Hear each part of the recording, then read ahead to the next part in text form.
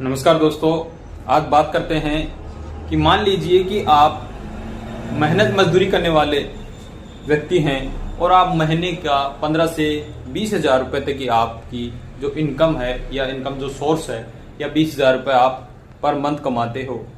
तो अगर मात्र आप वहां से अपना जो भी घर खर्च है चलाने के बाद में घर खर्च में करने के बाद आप मिनिमम अगर मंथली आप मात्र 2,000 रुपए का इन्वेस्टमेंट करते हो, आप हर महीने 2,000 रुपए इन्वेस्टमेंट करते हो, तो आप और आपकी एज मान लीजिए 25 से 30 साल के बीच में है या 35 साल तक है, और आप जब रिटायरमेंट होंगे, रिटायरमेंट का मतलब ये है कि जिस दिन आप काम करना बंद कर देंगे या आपको लगे कि आज मेरे को काम करने की जरूरत नहीं है, तो आपके पास कितना सारा फंड होना चाहिए, या आप अपने बच्चों के भरोसे नहीं रहेंगे और अपना जो बची हुई लाइफ है वो किस तरीके से एंजॉय करते हुए आगे अपना व्यतीत कर सकते हैं या बिता सकते हैं, मजे से जी सकते हैं, उसी के बारे में बात करने वाले हैं। तो अगर आप मात्र 2,000 रुपए इन्वेस्टमेंट करते हैं पर मंथ, अगर आप 2,000 रुपए इन्वेस्टमेंट करते हैं और सालाना उसमें मात्र आप 10% बढ़ाते रहते हो उस पैसे को, यानी सालाना 2,000 का 10% है 200 रुपए हुआ।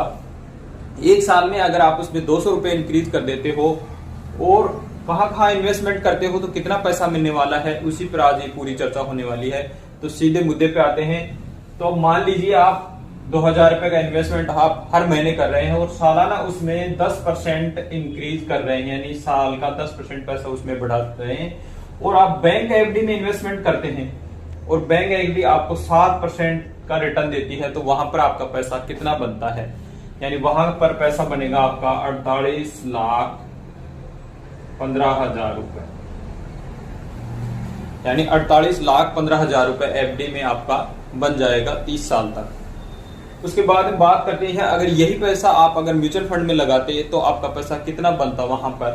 तो सबसे पहले बात करते हैं इंडेक्स फंड की। इंडेक्स फंड वो है जिसमें भारत की 50 टॉप कंपनियां होती हैं और उसी से अर्थव्यवस्था भारत की चलती है, यानी टॉप 50 कंपनियां।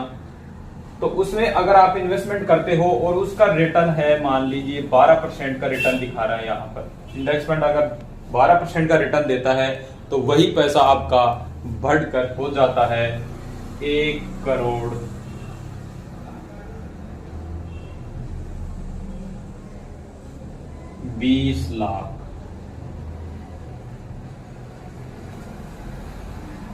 यानी यही पैसा अगर इंडेक्स फंड में आपने लगाए होते, ये 2,000 रुपए पर मंथ और 10% सालाना इंक्रीज करते रहते, तो ये 12% के हिसाब से 1,20,00,000 रुपए आपका बन गया होता।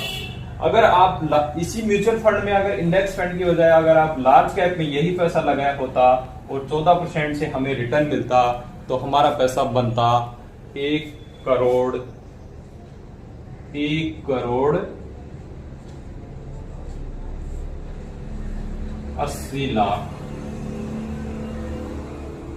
1,80,00,000 रुपए अपना बन गया होता।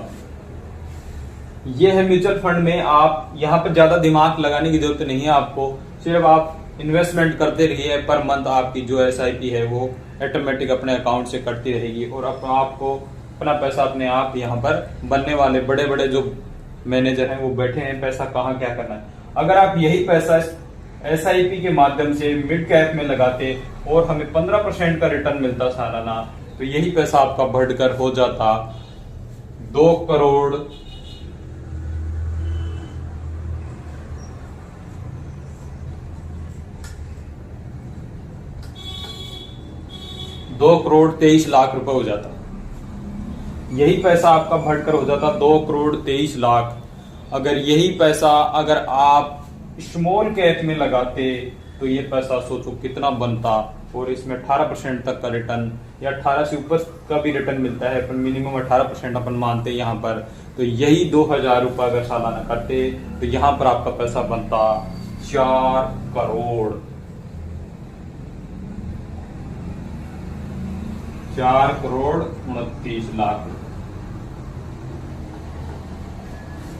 4,29,00,000 रुपए यहाँ पर बनते। मात्र और मात्र क्या किया आपने कि जो इनकम सोर्स था आपका वहां से आपने मात्र 2000 रुपये इन्वेस्टमेंट किए और सालाना 10% के हिसाब से आपने उसमें इंक्रीज करते रहे और 30 साल के बाद में आपका पैसा 18% के हिसाब से 4 करोड़ 29 लाख रुपए हो गया। यह है म्यूचुअल फंड SIP की ताकत। अगर आप भी म्यूचुअल फंड में इन्वेस्टमेंट करना चाहते हैं तो अगर आपको समझ है तो आप आराम से कर सकते हैं, और अगर अधिक जानकारी चाहिए तो आप मुझसे भी जानकारी ले सकते हैं। और अच्छे म्यूचुअल फंड में इन्वेस्टमेंट करके आप अपने बच्चों के लिए, आप खुद के लिए अपना अच्छा मोटा फंड बना सकते हैं और अपनी लाइफ को आने वाले समय में अच्छी तरीके से एंजॉय करते हुए आनंद के साथ जी सकते हैं।